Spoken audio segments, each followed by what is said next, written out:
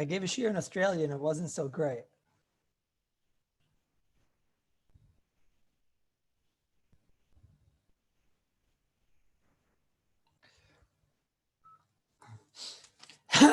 Okay, yesterday, Rabbi say, we left off with the shilas of Galila.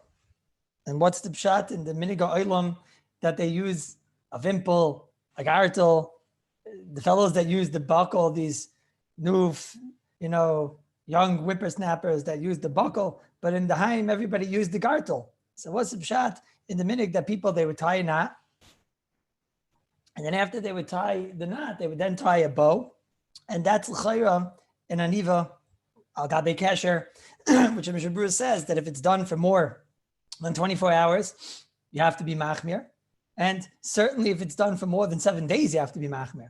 So yesterday we saw that there's many scenarios where certainly we're doing it for more than 24 hours, either the one that's kosher on Shabbos Mincha and he's doing it until Monday, or the person that they use the Sefer Torah just for Shabbos, from Shabbos to Shabbos, that's considered for a week. That's a problem. And certainly when you have special haftarahs that you're not going to be using again for another month, or certainly if you have something like mafta yaina, which you're not going to be using maybe for a whole entire year. So what's the pshat in this seemingly very, very difficult minig olam that people use that people use a vimple, a gartel, and they tie a knot in a bow. And yesterday we started the sugya by discussing that there seems to be some type of a heter, the makom mitzvah. It seems to be that there's a heter to tie a knot, but makom mitzvah. The truth is, the Rambam says mutter likshor ketcher shein shel kayam l'dvar mitzvah. It's permitted to tie a knot, which is not a lasting knot. Is being done for a dvar mitzvah. It seems to be the Rambam is being made on any ketcher d'Rabbanan to do b'makom mitzvah. Very difficult. What's the pshat in such a thing? Where do we even find that you could do d'Rabbanans b'makom mitzvah? There's no normal precedent to such a thing. And the Be'alacha brings over here, the Mishnah Berurah, Kasav in the base mayor, Majahetik Shulchan Aruch, the mutter b'makom mitzvah is the das of the Rambam in the Torah, but Rashi and Taisus hold not like that. That's true. Yesterday, the Aruch Shulchan says that the makom tsar like gazru and kol shekein b'makom mitzvah.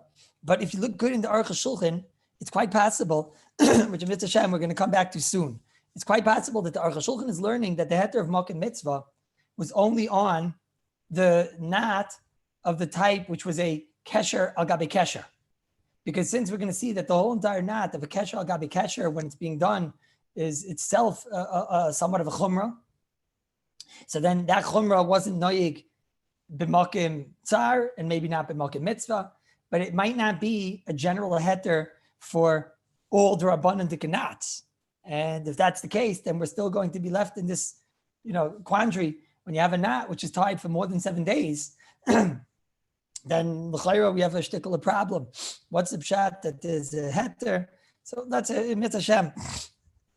Let's try to figure this out. But it does seem to be that the Graz in halacha does say kesher shein and nikra shel kayama. If you have a kesher which isn't the kesher of kayama, it's only a drabanan dikanat. So it's mutter to kosher it for a tzarich of the mitzvah. So it does seem to be, and a filu kesher ma'isa umen, the Graz says even a ma'isa umen is mutter if there's no other breira.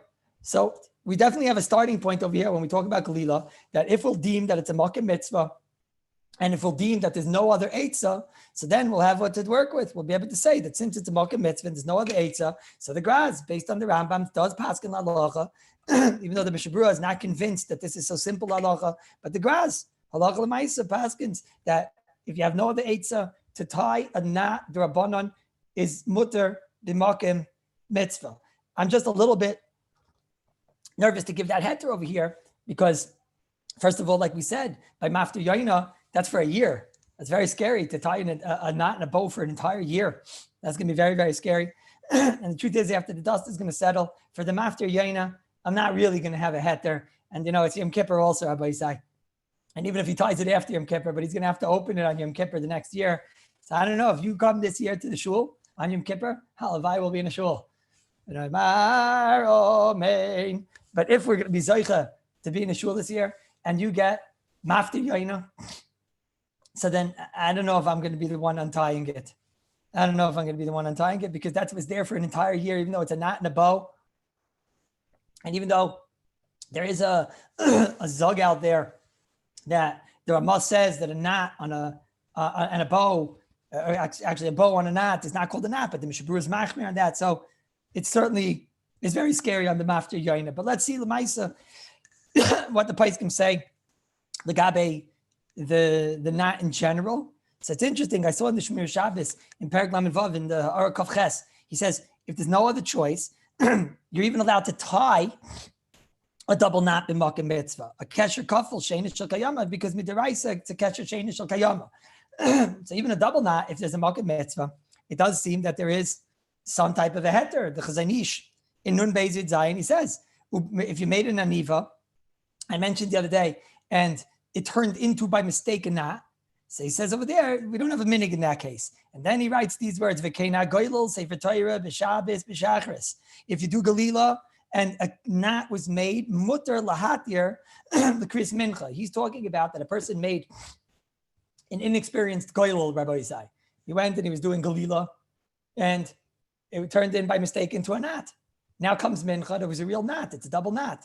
So he says, so it's a Makom Mitzvah, and you're allowed to take it out. But again, we're going to see that's not such a riot to what we're talking about, because there was a double knot that was made by accident, and we're going to see that that's not so simple that b'chlal we have the minig, says the Chazanish, the Kai Govna, l'chayra, the l'chayra.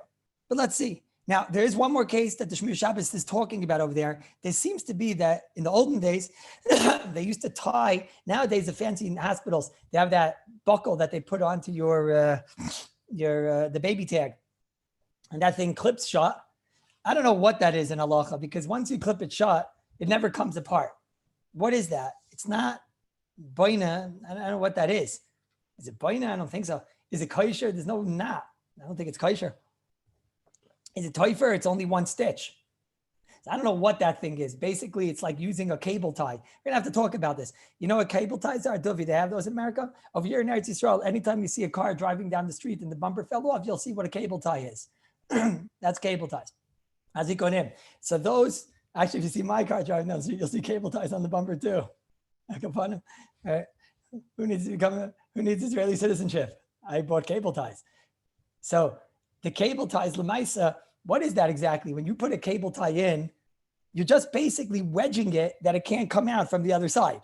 I don't know what that is. Rabbi Markovitz, what is that? I don't think it's toifer. I don't think it's kosher.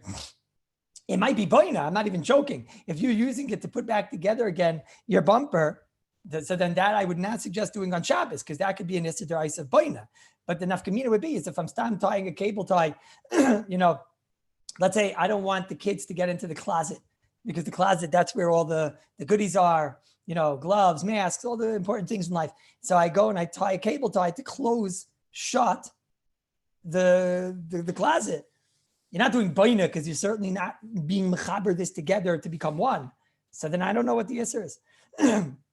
And not only that, Rabbi Markovitz says that Rabbi Kallus from Yerushalayim, Mir HaKodesh, years ago in a different Gilgal, in a different base medrash, right? When there were socks in the urn, all the sweet memories of Tashin Pei. I said over there that cable ties should be mutter, and that's a chayr. So who didn't they have the fancy baby ones that you close the baby bracelet when you become a father? So when they close those, I don't see why that should be usher. However, it seems to be in the Haim, they used to have different ones. I don't know what this is. I tried to find out today, and I was not so successful. It seems that when they used to want to put it on the baby, they would tie a knot. Now, I'm not exactly sure what they were doing. Shlomo Zalman says that you're allowed to do this, whatever they were doing, which I'm not so sure what they were doing. But Shlomo Zalman says you're allowed to do it. It's mutter likshur kesher kafel she'ein shel kayama. You're allowed to make a knot, which is not a lasting knot. They have to label the baby because otherwise, no one's going to know that this baby belongs to you and this one belongs to that. So they're going to mess up. And therefore he says, but he says, you don't have to go and tie the kids' hands together or to tie on each hand. It's enough to just tie one of them. Now, I don't know what the case Rosh Hashanah is talking about. I'll explain why. All I do see from Rosh Hashanah is that there's a heter b'malka mitzvah when it's yefshar bin yanachar, and Rosh Hashanah said this is a malka mitzvah. To label a baby and to identify a baby and tying on his hand, to tie on his hand a knot, to tie on his hand, not a knot, but to tie a bracelet with a knot, Rosh Hashanah is considering that to be a malka mitzvah. Now, Baisai, maybe you can enlighten me. I don't know what the case is. If the case is that they're tying a double knot, then that's going to be closed because when they're going to come to take it off, they're going to use the mila knife and cut it off of the baby. But they're not going to ever open up that knot. So what's Rosh Hashanah talking about that it's going to be a knot that's only a knot derabanan? That's a knot deraisa. It's an uman's knot, which is being closed l'olam vayed, and then they're going to cut it off, but the knot is going to remain l'olam vayed. So I don't fully understand. It could be I don't have clear what the case is of Rosh Hashanah, and therefore it's hard for me to talk. The only thing I do see from Rosh Hashanah is that if you'll have a knot, which is a drabanan dik knot, so then you're allowed to tie a drabanan dik knot in malka mitzvah if there's no other breira. Here's even worse than the garbage bag, Rabbi Spira. I'm not sure how to don this case because here you're for sure going to keep that part not closed. I don't know. I don't know. I'm a little bit nervous about this, but conceptually, this is what you see. Now, I did see that the Ayel Meshulah, she gives an eitzah, which is what brought out my kasha more in Rosh Hashanah. He says when they tie this tag, to have das, to undo it on Motzei Shabbos. Because even though the Mishnah Berurah argues on the Taz, the Pri Megadim, the Graz, Rabbi Akiva Eiger, the Minchas Chinuch, and he holds that if you tie a knot, lo ilam vayed, it doesn't help to have das to open it on Motzei Shabbos. He was just saying l'chumra. That against, but Lamaisa, don't forget the Pri Megadim does hold, the Taz does hold, the Graz does hold, the Rabbi Akiva Eiger, they all hold of this eitzah. So if you're going to do it anyways, Dainu, that if you have some kind of a heter to tie a knot, midrabanan, in order that it's a malka mitzvah, having das that you're going to take it out within 24 hours anyways, and then at least the Taz is happy, Pri Megadim is happy, Rabbi Akiva Eiger is happy. But then I realized this is why I don't understand the case of Rosh Hashanah, because in what case is a person going to have das that he's going? I guess the case will be that he'll tie the knot. And then I'll have das on Motzei Shabbos to snap the knot right in the point of the knot. I guess that's what he's going to have to do in the case of a malka mitzvah. Back upon him, this is our starting point. So what's takab shot in the malkim in Lamaisa with Galila? So I must tell you, I did a lot of homework, and it bothers me. It bothers me. Yesterday I said over from the Tzitz Eliezer. He brings down the Munkacha. Tzitz Eliezer is a chelik zayin in Simon Chavtes, and he says he's afraid that if you're going to wrap around and around and around, this is manashach. If you're going to tie a knot and then shtup it in, you gain nothing, because if you tie a knot and you did make a bow, why is the bow and knot considered a problem? Because the bow is being mechazik the kesher, which is underneath. So too, if you're going to take a knot and then you're going to shtup it in, so then the shtupping is being mechazik the kesher underneath. So that's a kesher which will be considered a kesher d'Rabbanan, and therefore we didn't gain anything. So the Tzitz Eliezer brings that the Teretz is, he brings from the Marshag and others, the Mukei Erchaim, the Munkacha, that they said that if you're going to go around and around and around and then shtup, which wouldn't be a problem, mitzad kosher, because he did nothing, he just went around and around and around and then shtupped it in one time. So they say, but then we're afraid it's not going to last, and it's going to wind up opening, because you're not going to do it tight, and then it could fall. Let's say Torah could fall, and it could be a terrible design. They'll take it out of the Aron Kodesh, they won't realize it, and it's going to fall. Right? What I did was I wanted to see. We have one of these like small baby Sefer Torahs. So I did it yesterday. I told you I didn't fully understand it, and now a little bit I do understand it. A little bit I understand it. That if you're not going to tie the knot and then the bow, it's not going to hold. And once it doesn't hold, all the gevilim start coming down. You can certainly have problems. So he says, and even says the Tzitz Eliezer, if you're somebody that knows how to do it properly, but other people are going to learn from you and they're going to do it like that, and they're not going to know how to do it properly. And if even one time it comes out of design for Sefer Torah, so then it wasn't worth it. And therefore it's called a malka mitzvah to do it d'Rabbanan. Now again, I don't know if that helps us, Rabbi Isai, for Mafti Yoina, which is once a year.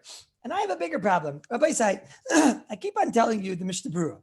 And I keep on telling you the Mishnah Berurah argues on the Pri Megadim, Rabbi Akiva Eiger, everybody. But Rabbi Isai, all the doiris before the Mishnah Berurah, when they opened up a Pri Megadim, they opened up a Taz, they opened up a Graz, they opened up a Rabbi Akiva Eiger, they opened up a Minchas Chinuch, they saw that there was some kind of an eitzah of tying the knot and having das to open it up on Motzei Shabbos.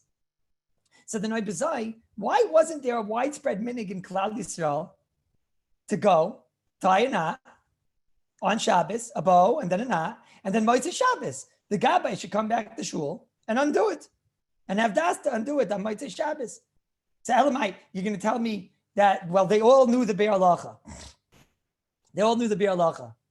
So first of all, I told you the Be'er Halacha is a very big chiddush, because Lamaisa, all the Achrayim held not like that. You could definitely hear that the minig in Europe was a lot of people did taka, not like the Be'er Halacha, and that a lot of people were taka mekel, and that they would have in zin to undo it on Motzei Shabbos. So, but Rabbi said, but then I realized the kasha is even bigger. Rabbi said, if every Motzei Shabbos, it became the widespread minig all over the world, that when you would make the knot and the bow by Glila, that every Motzei Shabbos, every Gabbai in Klal Yisrael came and undid that knot and retied it, or right before Shabbos, he would come, let's say right before Shabbos, he would untie it after Shabbos, and right before Shabbos, he would retie it. If that would have become the minig, Rabbi Isai, so then that type of knot on a Sefer Torah would not be a week knot, a month knot, a year knot. The entire mahus of that knot would be that the derech of the olam on a Galila Dika knot would be a knot which is only tied for under 24 hours. And then that would still affect the minig. So the Noibasai, even the Be'er Halacha would have been, everybody should have been masking. There should have been a widespread minig olam. And I learned this from the Pri Megadim, because the Pri Megadim asks on the Torah, he says, what's the pshat that the Torah says? That there's a heter of tying a knot, b'makom mitzvah, like the Rambam. He says he doesn't understand. What's the pshat that there's a heter of tying a knot b'makom mitzvah? Hooray, there's always an eitzah. And the Mogen Avram tells it that whenever there's an eitzah, there's no heter to tie a knot. If b'makom mitzvah, even if it's Rabbanan, if there's an eitzah, he says there's always an eitzah. Every single Motzei Shabbos, you'll just untie that knot. So he says, what's the answer? The answer has to be that no, there was no other option, and the Pri Megadim is difficult. I'm asking, this is another raya against the Pri Megadim, right? Whatever the case is. But Al Kapanim, I'm just showing the Olam that why over here wasn't there a widespread minig by the Gabayim every Motzei Shabbos to come and untie the knot, and every Shabbos before Shabbos to come and untie the knot.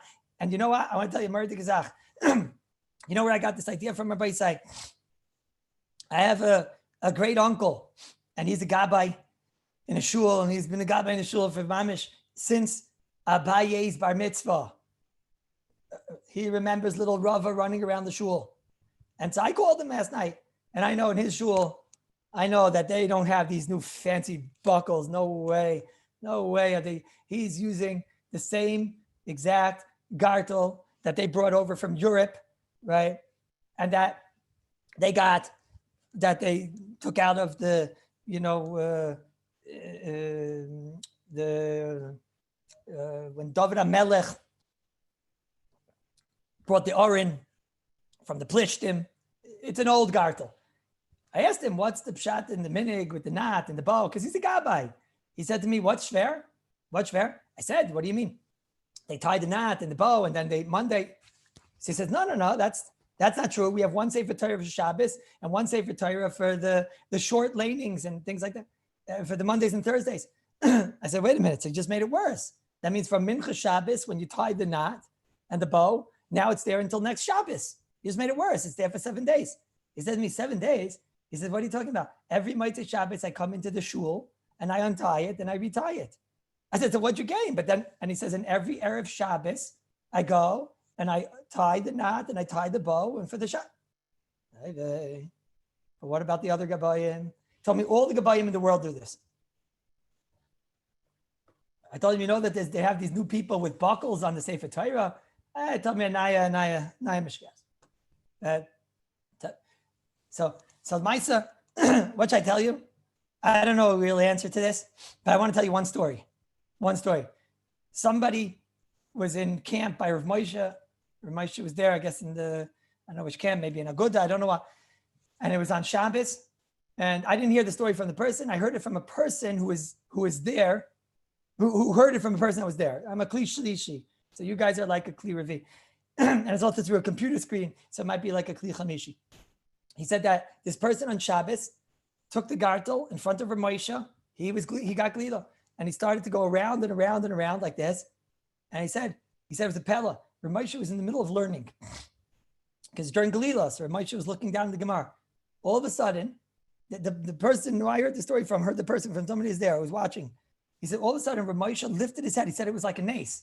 Why is Rabbi lifting his head? It's a big pella. He already said, he already stuck out his pinky. So why is he sticking his head up? But there it was like a nace. It was like gravity. Rabbi saw somebody doing something against the Minig Yisrael. So his head lifted up, right? He lifted up. And then all of a sudden, Rabbi was looking and he got this face, his face started turning red. Rabbi was of like the A-list people, and his face started turning red. He saw that somebody was doing something against the Minig Yisrael, and Rabbi said, in that few seconds, Rabbi could have chazered 6 or 7 dafim. And instead, he picked up his finger and he started shaking his finger back and forth. So the person plays prayer, what can he do? So he quickly just tied the regular bow and the regular knot. And then after davening, he went over to Reb Moshe and he said, yeah, but it's a problem of kosher. He said, das ist nicht kein kasher, right? And das ist the Minig Yisrael. So there were people that were there, Talmidei Chachamim, they asked Reb Moshe, was heißt das ist nicht kein kasher? Right? Mela, Reb Moshe would say it's the Minig Yisrael, but if it was das heißt nicht kein kasher, and Reb Moshe again said, das heißt nicht kein kasher, and das ist the Minig Yisrael. So this person, he went and he asked Reb Moshe Tachlis after Shabbos, he asked Reb Moshe, what's the pshat taka? Why is it not kosher? Does Reb Moshe paskin like the Ramah? Not like the Paiskim, that when you have a knot, and you have a bow on top of it, that's not an aniva gabe kesher. That's not called a kesher. Maybe Paskin's like the Ramah, that's a dishkin kesher. Okay, but if that's the case, then you can't scream because the Maisa, the Mishabura Paskin's not like that. And the Mishabura says it's not just me, it's all the Achrayim. So Moshe said, das heißt nicht the kesher from the Heilig Ramah. That wasn't the kesher, which is what the Ramah was taught. This is the kesher, because Allah maskim then and them. Everybody's masking about this kesher. And the Moshe didn't give more. So the person asked him, he said, why not? And they basically understood from Moshe because it's going to fall apart miyad. Now let me try to explain this, and this might change our lives forever. I don't know if you could be seimich on this. I don't know. It's a story, and we don't pass it from stories, especially during camp, because, camp sometimes is mefotavek from the start, mefotavek from the Eibishter, so who knows how much he was concentrating on the answer, the person that asked for Moshe. And to paskin halacha based on this, I would not. But the Rabbi say, what I think Rabbi Moshe is saying is an unbelievable chiddush. I'm not saying this is halacha ma'aseh, but it'll change the world as we know it. We kept talking about the case of the drapes, and we kept giving that's the example of a knot and then a bow on top of the knot. That's what we kept on talking about. Rav Moshe might tell you that that's not the case of the Ramah, and I kept telling you that's aser with the shviger and everything. And Rav Moshe might tell you that's not a knot and a bow, and that case is mutter. What's a pshat? Of course it's a knot. It's a knot and a bow. Maybe this is the pshat. Maybe when you have your shoe or you have a garbage bag, go in front of yourself right now. The people that listen on the phone asked me if I can have more rachmanis on them. So I'm going to try to do this b'dafka without props. So then, and if it's not clear, then I'll do it again. But I want to be able to do it without a prop so that I know I can explain it to those that are listening on the phone. All right. If you take right now a garbage bag, a regular plastic bag, okay?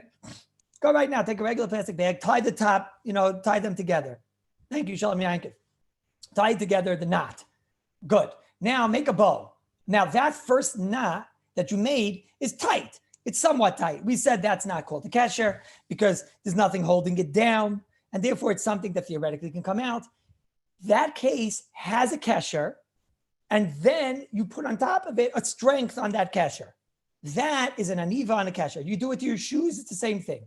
Your shoes right now, tie them tight. The first, that has some type of a strength, something. Then afterward, you make a bow, and then it holds down that which you have. But what if I do what we've been describing, like Galila? Or what if you do like on drapes?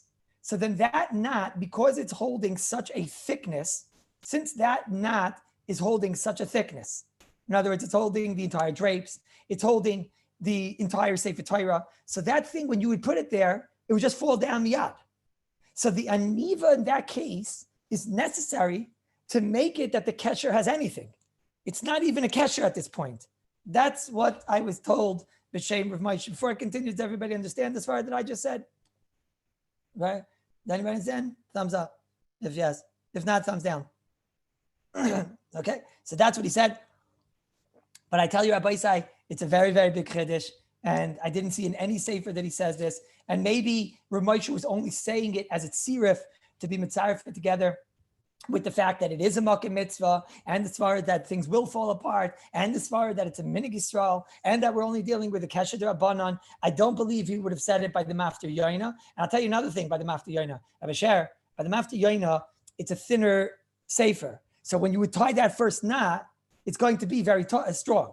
So the entire svara that we're saying might only apply by something like a grace sefer Torah or something like that, or maybe the drapes. I was thinking maybe that svara could apply, but Akapanim by a little small mafti yoina, which is tiny, and you're going to tie it like that. So I don't like it. Is that crystal clear, Abishar? Don't run away. All right, that's the chayra makom mitzvah. I just must tell you, Rabbi, say that Yosef Chaim Zunenfeld, the great Rabbi of Yerushalayim, in Kuf Pei Hey, he talks about this shaila. They asked him, what happens? I come on Shabbos and I see this is a sefer Torah and it has the knot and it has the bow. Is it better to open it like that, cut in? And he said, yes, it's better. So I must tell you, Rabbi Say, if anybody is davening in these shuls that still have the knot and the bow, and he wants to invest in a great schutz for the shul and buy them a buckle, so then he's probably going to get beat up by the gabbai. But if you're starting a new shul, so then it's not kedai to buy a gartel. It's kedai to buy a gartel if you want to wear a gartel, but it's not kedai to buy a gartel. And with the minig of the vimple, so Maisa, I don't want to take away and even hug him, but I don't know. But they told me yesterday that some of them don't even tie a knot in a bow. They just like tuck it in. So maybe they're already nochas to this issue. So that's part one, Rabbi Isai. That's part one. Now I want to go to a very geschmacka topic over here, Rabbi Isai, which is the topic of the Halakha Ramah over here that he tells us. This is part two, Rabbi Isai. The Shulchan Aruch tells us over here. The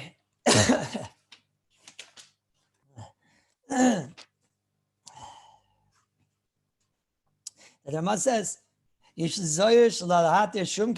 minig is not to make any kesher al gabi kesher, but we're not baki. We're not baki. We don't know it's an umin, and therefore we don't make a double knot. Listen to the Ramah. Umikol makain nira, says the Hilchos Ramah, that b'makim tsar ain't lachish. In a makim tsar, when there's tsar, you're allowed to make this seemingly double knot. V'keino yagin, and this is the minig. Umikol makain nira b'makim tsar ain't lachish umutar latirai. It's only in Issa D'Rabbanan. Ubemakim tsar loy gazru. These words in the Ramah, but say, this is very negeya. I remember a few years ago, a Jew, it was a sad day. He came and he knocked on my door and he said that he's wearing the shoes and he can't get off the shoes. Why? Because on Erev Shabbos, without thinking, he made a double knot. And they're new shoes. You know how it is sometimes you have new shoes. So Maisa, you're not used to them yet. You don't know how to make a double knot with it. So he made this tight double knot, and he didn't realize like the whole time it was hurting him. He didn't even realize why. But then he realized it was very tight. So he came to me in the middle of the meal. This poor fellow, he wanted to untie his shoes, but he made a double knot. And this is like mamish, the chayr tsar. Why is it tsar? What's he going to do? He's going to sleep in his shoes. He's going to sleep in his shoes. So the chayr, what's your first reaction? Elamai, you're going to say, no, don't sleep in your shoes, because to sleep in your shoes, that the Gemara Yuma says is toyim tamisa. That's a very, very dangerous thing. You don't sleep in your shoes. That's pakat pradim to sleep in your shoes. No. So I told my wife on the third date, I told her one thing you have to know about me. I learned late. That's how I am. If you ever see that I fall asleep in my shoes, right? So then you wake me up. You see me fall asleep in my shoes, then you wake me up. Because it's kashal shikha, you forget your learning, it's toyim tamisa. Right? Now, a few months later, she tried to wake me up for Shachris. I said, remember that I told you on the date, third date, when you see me wearing shoes, that's when you wake me up. That's the only time. Watch it. I could put it, but Lamaisa, sleeping in shoes is very dangerous. It's very, very dangerous. Sleeping in shoes is very, very dangerous. So what am I going to tell this yid? Stay up the whole night and learn Orachayim? Not everybody can handle that. And and what's he going to do? He's going to have to like wedge it off. He'll take off 3 of his toes. Who needs that? Little finger lock on the feet over there. Who needs that? That's Star Gadol. L'chayr, you read this Ramah, and the Ramah says, assuming that a shoe I know Duvi's having a hard time with this. We're going to talk about this in Mitzvah Sham. But assuming, and that was our chinuch, and that's how we all grew up, that to tie a double knot on a shoe, that's a double knot. That's a kesher agabe kesher. So assuming that that's the mitzvah, don't cause trouble, Spira. Rabbi Spira causing trouble. If you tie a double knot, that was our chinuch, that you can't tie a double knot on the shoes. So now this Yid comes on Friday night and he says, Gewalt, what's going to be with me? Kesher agabe kesher. So you tell him, what do you want? It's a Mefurish Ramah. Ramah says that the Makam Tsar ain't lochash, and it's mutter to be matter, and you can tell him to undo it because the Makam Tsar like Gazr. But I'd like to explain this a little bit. Let's explain this a little bit because not so simple. Not so simple. So is this heter a regular heter of Makam Tsar? Meaning we know all over Shulchan Aruch and Hilchos Shabbos, we have different heterim of Makam Tsar. And then there's a certain level of tsar that you require. And not every tsar is included in that tsar. Right? We have to figure out, let's say this person tells you, there's also levels. Let's say he tells you, I could get it off, but it's going to hurt me a little bit. Or let's say he tells you, I could just leave it on and, I'll stay up the whole night. Or he'll tell you that, no, I really want to be able to undo the knot because these are my Shabbos shoes. And I have other shoes, but they're pasnish for Shabbos. Maybe that's a Makam Tsar. We have to figure out what exactly here we'd be willing to be makel on. So it's very interesting. How do you learn this Ramah? This Ramah, it seems to be a very big machlekes, how to learn this Ramah. Now, I'm going to tell you first how at first I thought, and then we'll see a little bit soon. This Ramah is going off of what we just spoke about of a kesher agabe kesher. Now, we mentioned yesterday that when you make a double knot, there's many reasons here why this double knot should not be a problem. Because number one, according to Rashi, and that's the shita of many, many Rishonim, that they hold that we don't care about an uman's knot at all. We care about one thing. Is this knot made to be opened in a day? Is this not be made to open in more than 7 days? Is this not made to be la'olam? So according to Rashi, this double knot on your shoe, it's for sure mutter gamer. It was made to be opened within 24 hours, and therefore it doesn't even start. It's mutter gamer. According to the Rambam, the most that this knot on your shoe could be, the most is a drabanan, because it's an uman's knot, which was made to be opened by yoyim. So then according to Rashi, mutter. According to the Rambam, the most it could be is the Rabbanan. Now I say the most because we don't even know if this is the knot that the Rambam answered. It's a suffix of the Shulti Gibarim, and we're machmer on that suffix, and we have a minik. So now we're dealing with a fake sveka. We're dealing with a fake sveka, which isn't even as much as a Rabbanan. It's the most it is. It's not even a deraisa. It's a fake sveka on a Rabbanan. So why are we machmer? So I'm asking, we don't put ourselves into situations of fake svekas lechatchila. That I'm asking. But Al Kapanim, once it's there, why shouldn't we let him undo the knot? And this is why it's not so simple that this entire chumrah, now the Prima Godim comes along and says, why are we machmer on this suffix in the first place if it's a fake sveka? The whole entire thing that we're machmer on is a big pella. The entire thing is only a fake sveka anyways. According to Rashi, it's mutter. According to the Rambam, maybe it's mutter. So it should be a fake sveka on a drabanan, it should be mekel. So Prima Godim says no, because he's not so sure if this is really such a good suffix, because it's a suffix yediyah. You just don't know what an uman's knot is. But maybe somebody smart is going to come along and he's going to know. And I find that to be difficult because the Mishnah Berurah didn't know, and all the great poskim of all the doiris since the time of the Shulti Gibarim didn't know. So I'm not sure if this is considered a very bad suffix, but nonetheless, it's still very vayit, Rabbi Yisai. First of all, according to Rashi, it's mutter. Second of all, according to the Rambam, it's not more than a drabanan. Third of all, even according to the Rambam, it might be mutter because it's for under 24 hours. And this is why the Tila David, when he learns, so we're machmer, this is our machmer. But the Tila David brings down the graz, and he's medayik in the graz. That the Balatanya, let me read you here the lashon of the graz actually. The graz, he says, I'm sorry, I don't have the full lashon here, the graz. The graz says that since it's a sveka, that's how the graz starts the sentence of the Ramah. Since it's a sveka, the graz is learning that we're talking about this double knot. We're not talking about all the Rabbanan knots. We're talking about the double knot which we're machmer on, which is a sveka. So since it's a sveka, he says that we're not going to be machmer b'makim tsar. So the Tila David asks the kasha on the graz, why does the graz have to say because it's a sveka? We know there's a klal all over Shabbos that b'makim tsar there are a terim. There are a terim b'makim tsar.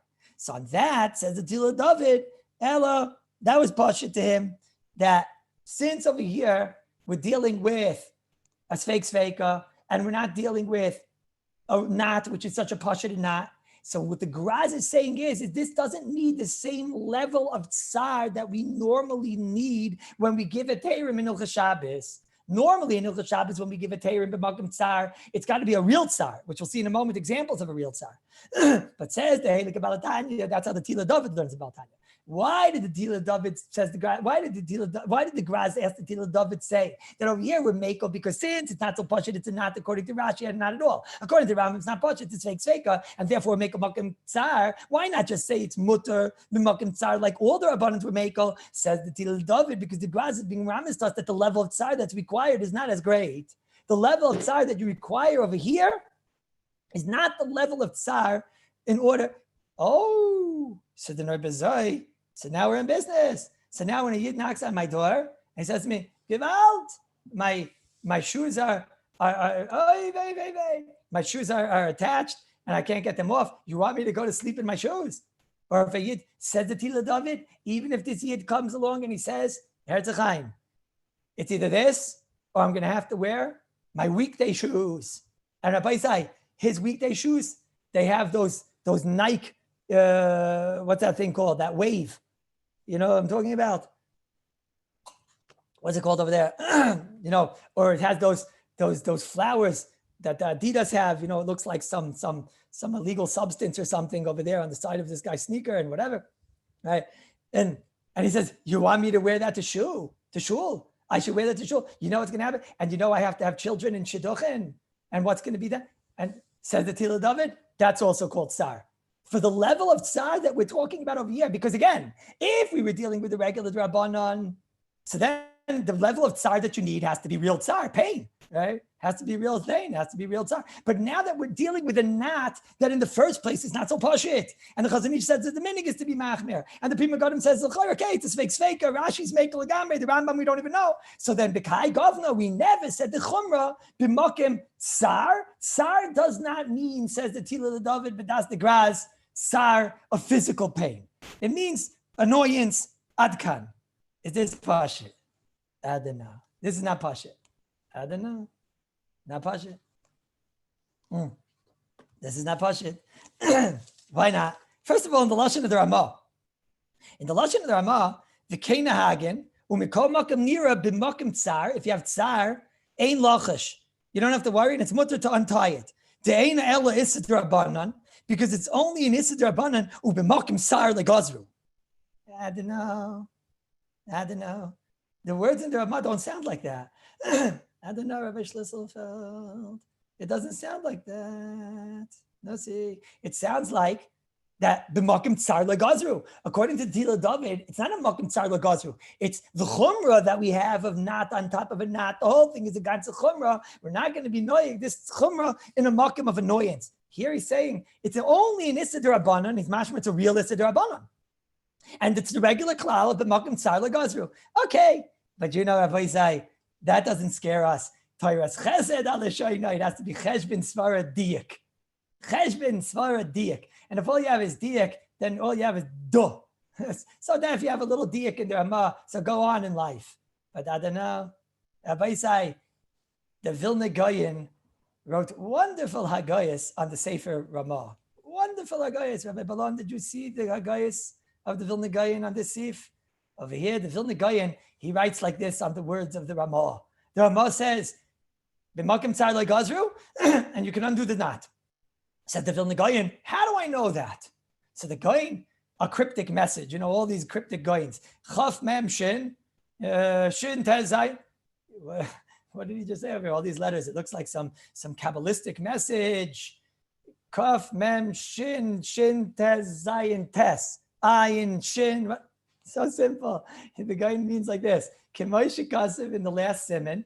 And that doesn't bother me that he's coming from the last siman because that's the closest spot on the train, even though there's other Mekairis all over Shulchan Aruch. But the last siman in Shinta Zayin was about trapping little farm animals and little creatures and flying creatures on Shabbos. And over there, says the Goyin, if you want to know what's the Makor of this Ramah, what's an example of this Ramah, of B'makim Tsar Legazer, so then go and look in Hilchos Tzeda, in Siman Shinta Zayin, in Sif Tes, and over there, you'll see something ke'ein this. What happens when you look over there?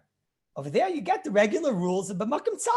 What are the regular rules of b'makom tsar? There's a mosquito floating around, right? And he's on your body, and you see him, he's eating you, and he's putting in there, like, with the oil, when they put that thing into it, and he's already digging, and he's got the whole matzah going, and he's taking out blood and vessels and arteries and everything.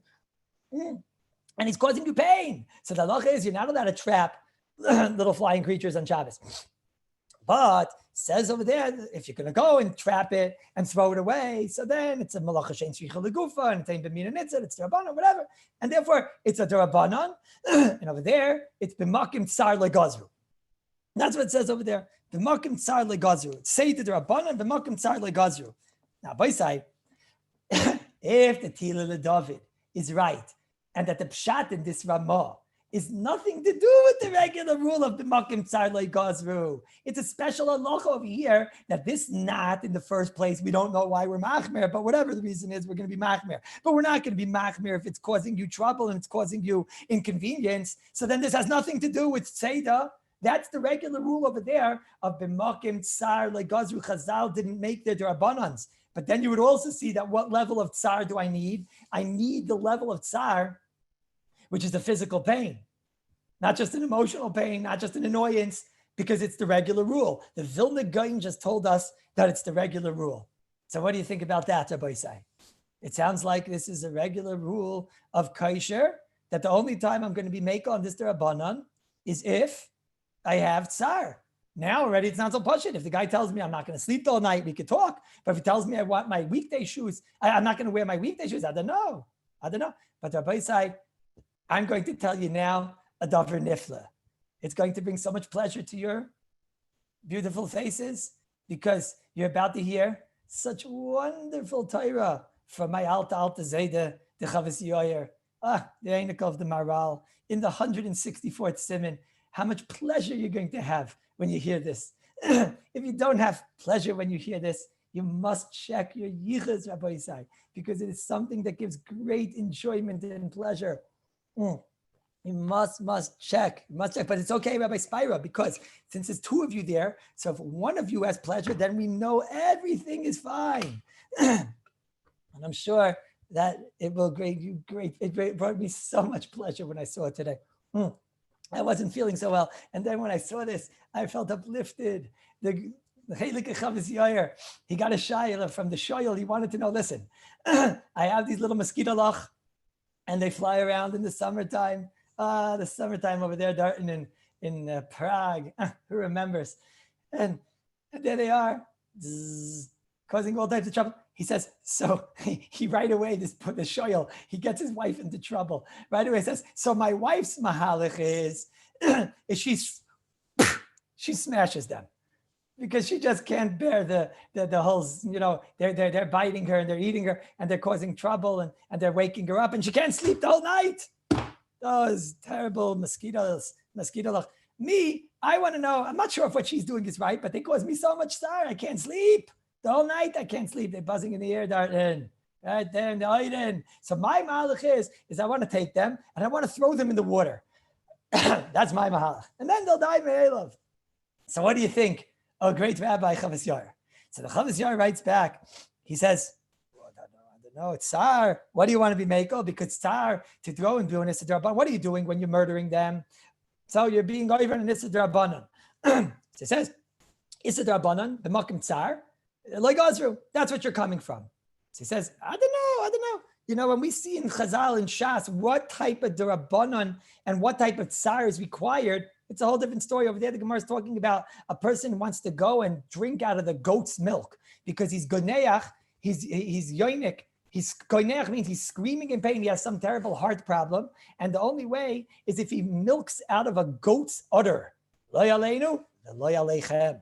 And that's the only time that we find the Chazal gave a geder of b'makom tsar legazru. The guy was screaming in pain. You know what goneach means? It means he's screaming because of heart pain. He says, you can compare that to not being able to sleep? I don't know. That's what he said. I don't know if you can compare that. I don't know. And then he goes on and he says, listen to this. He says, v'chiteim the Ramah. Mardik, v'chiteim the Ramah in Siman Shin Yud Zayin, because he's putting them all together, not like the Tila David. V'chiteim that in Shin Yud Zayin you see a case of where you're allowed to do an Issa D'Rabbanan b'makom tsar. And what's the Issa D'Rabbanan there? Untying a shoe. And for what? What kind of tsar could there be of untying a shoe? So then the Chavos Yair said, you're making a mistake. It's not like you think that he's untying the shoe because, he's stuck in the shoe, or he's untying the shoe because he doesn't have a different pair of shoes. He says he's talking about the boots. Boots? What boots? Oh, I never told you guys about the boots. Oh, Rav Scheinberg, I remember when Rav Scheinberg and his wife, I was zeicher to eat there, and I was zeicher to be mishamish them a lot, and they were reminiscing about the mir, their experience in the mir in Europe. Rabbi say, in mir in Europe, it's nicht gewen indoor plumbing. They came from good old New York City, Rabbi say. Oh, they're fancy people with indoor plumbing. And there was Rav Scheinberg, the great Gadol Hador. He says, busy. And the two of them together, I had to hear them. Rabbi say, it was Einik Shabbos. You remember the boots? And she said, the boots. Right? So I said, I said, what boots? What boots? Oh, there was no indoor plumbing in the mirror. There was no indoor plumbing. So I said, what do you mean? So if there's no indoor plumbing, what'd you do? He said, so what could you do? So this is coming from the Gadol Hador, Rabbi Isai. So I will say it with all of the enjoyment. He said, you had to go outside, but this is what it meant to be moist and nefesh for Torah. Bochum complained today.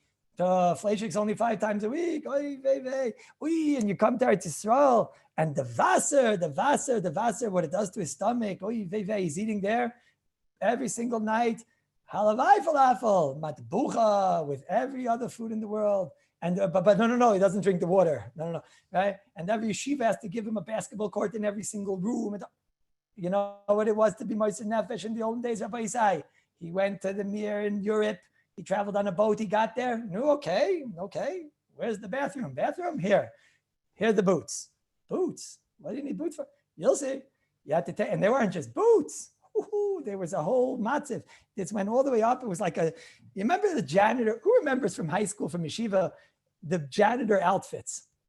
That's always what I think about. Those janitor outfits that came with the smell of the janitor too. You guys know what I'm talking about. So imagine there were boots connected to them, and it went all the way up. He told me it went all the way to here. All the way because you couldn't go into that bathroom, the bathroom, that outhouse, and you had the boots. So says the Chavos Yair, those are the boots that it's talking about in Siman Shin Yud Zayin. And when those get stuck, Shoymei Shemayim, the pain, and that, you can't do anything. He says, and they're stuck. He says, you can't even go to the bathroom, says the Chavos Yair. You can't, so now you're tied. I don't know. He said they're tied all the way up and you can't do anything. He said, that's the case of where we were makel the makom tsar. So he says, to take this mosquito and to smash her and to take this mosquito and to throw her into water. There's no such thing. Because it's bothering you, that's not enough. Shin Yud Zayin is talking about emes of physical pain. But upon him, what did we learn here from the Chavos Yair, Rabbi Isai? We learned from the Chavos Yair that you have to have, when we're talking about tsar, it has to be a high-level tsar. But more so, we learned that the Chavos Yair understands that the tsar in Siman Shin Yud Zayin is the regular klal, which means that he's learning that in order to get a heter in Shin Yud Zayin, it has to be a regular type of pain, a real pain. And it's not just a heter of kesher al gabe kesher, which is just a sfeika. And you know what? The Rav Payalim in Chelik Beis in Siman Mem Dalid, he also seems to be learning like this. He brings the Ramah and he talks about pants that are tied up all the way to the top and he can't get them off and he can't go to the bathroom. So that's real tsar. He's being going from about the shaksu. The Tila the David asked on the grass that the grass, why does the grass have to bring in sfeika? Just say it's mutter. So I was thinking something interesting. I was thinking that maybe what was bothering, maybe you could put everybody together here. Maybe avada, if you want to be over, excuse me, if you want to be able to, excuse me, everybody.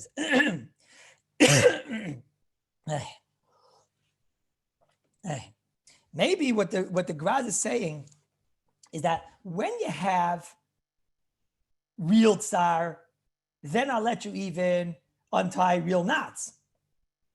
Then it has to be a real emes tsar.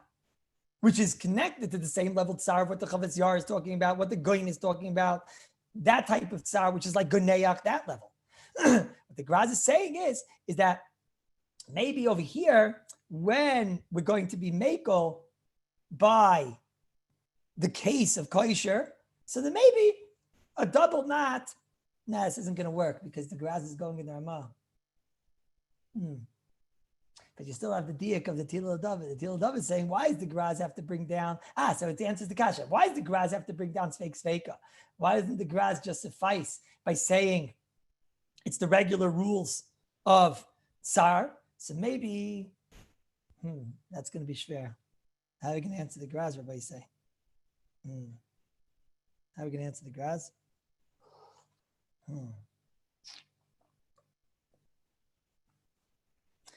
So I'm a little bit in a quandary over here.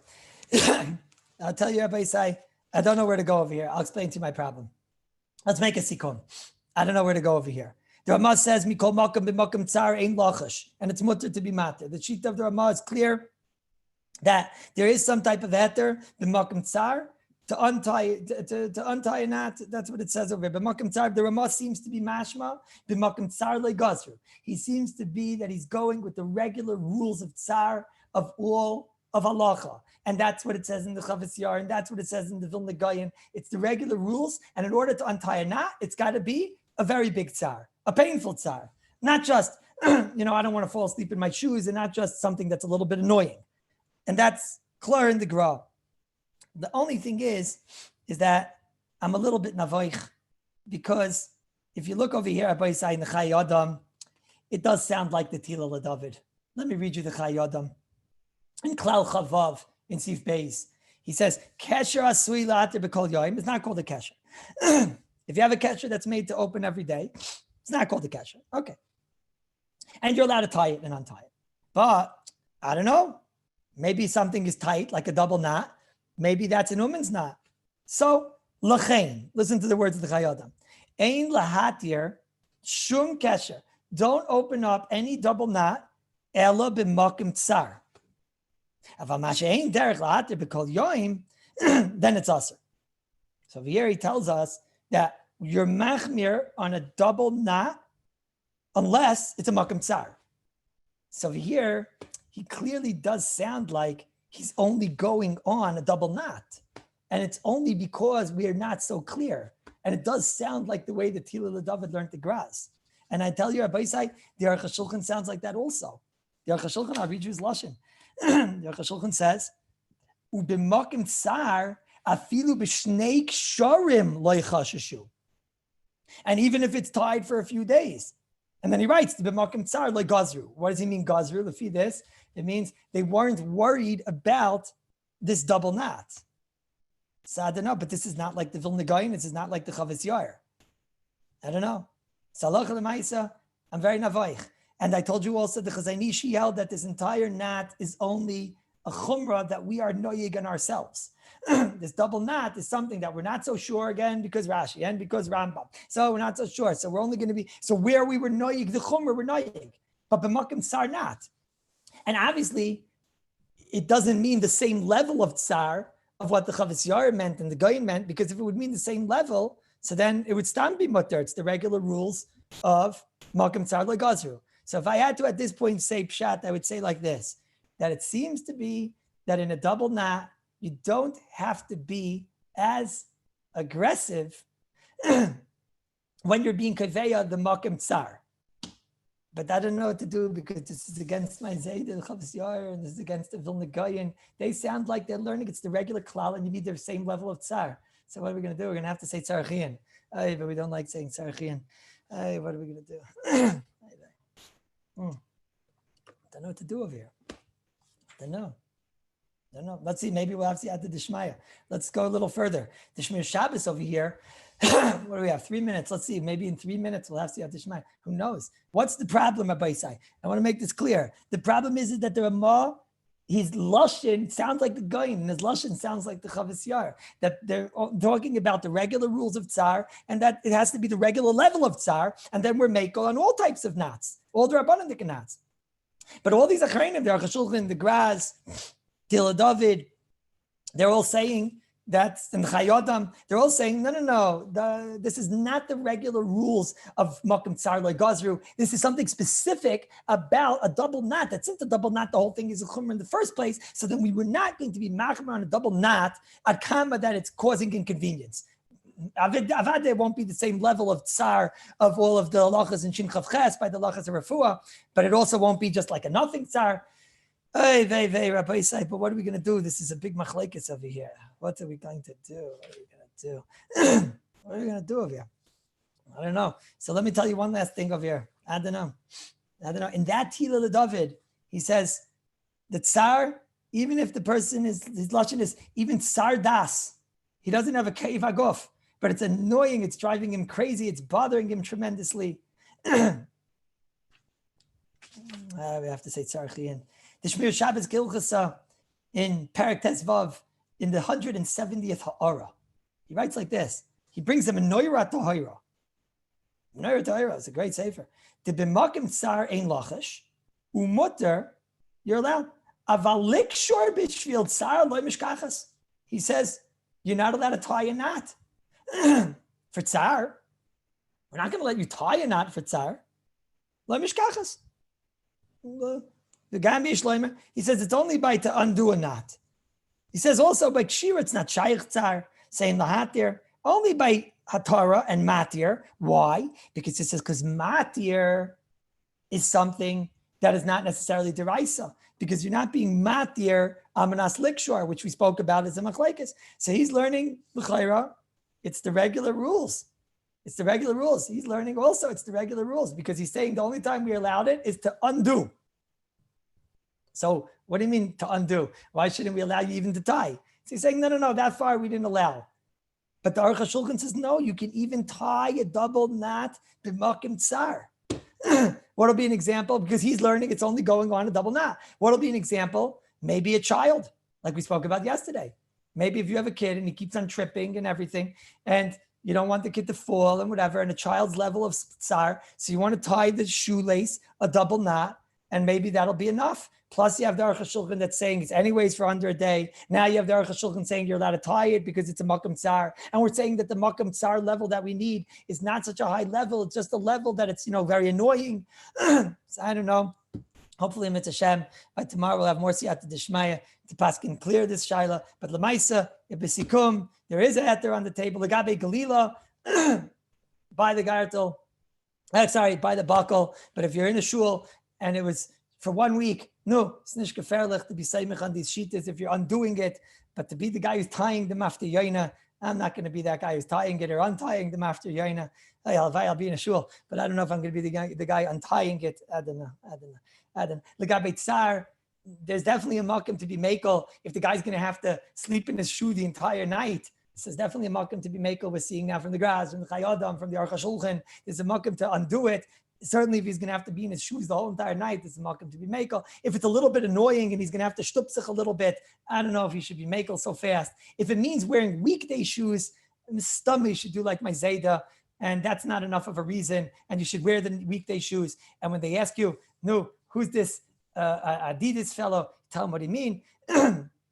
Staka, you didn't hear, he's Balchuva, and he's great chizik, and where? I don't know. When it comes to tying the child's shoe with a double knot, I'm not saying it's most of the chatchila, but if the kid keeps tripping, so then you have the Aruch HaShulchan, you have the Chazanish, that we're not going to know this chumrah in a makam tzarech, and it's all sveika, and now you have that maybe this is called the makam of tsar. Hopefully tomorrow we'll have more siyata d'shmaya in the same place, unfortunately, the same time. I must tell you, Rabbi Say, that if you want to go and take your chavrusa and learn in the Beis Medrash, it sounds like there's not too many people there. So then the Mela, if you know that you and your chavrusa, you're very healthy people, so then what do you have to worry about? So then you can still go, right? And then you'll have all that tremendous hashpah of all that's supposed to come down to everybody who's in my Beis Medrash is all going to come down to you. And I spoke to Rabbi Yitzchak, and he said, you know what? He'll even come in just for Wednesday and Thursday. So you think, what's it worth? Just Wednesday, Thursday? What are you talking about? Rabbi said it's Erev Rosh Hashanah. If I would be able to go to Beis Medrash now, I would run. I don't know. But I understand if you can't. And I understand if any of you have even an inkling of not feeling well, or even an inkling of of not being able to smell or to taste or to both or to neither. Or to I want to tell you, Rabbi Isai, the Satan is doing things this year more because he knows that Tafshin Pei Aleph is going to be more. Usually he causes trouble on Rosh Hashanah. And that's why we have to be mabalbalim with the shofar and this and that. And this year he knows he's starting early. He started 6 months ago and now he's starting again. And he's causing, because he knows what Tafshin Pei Aleph has in store. He knows the Mashiach is coming this year. And he knows that's why he's causing so much trouble, because he knows Mashiach is coming. So you better tap into all this now. So if it means start in learning, because when the Mashiach comes, everybody said you want to be on the right side of the fence. And he's coming this year. There's no Shiloh to Satan. And what he's doing over here, he's being Mababalos this year. So the Mashiach is coming this year. So he's gonna the Satan is working hard because he knows, everybody say, he knows.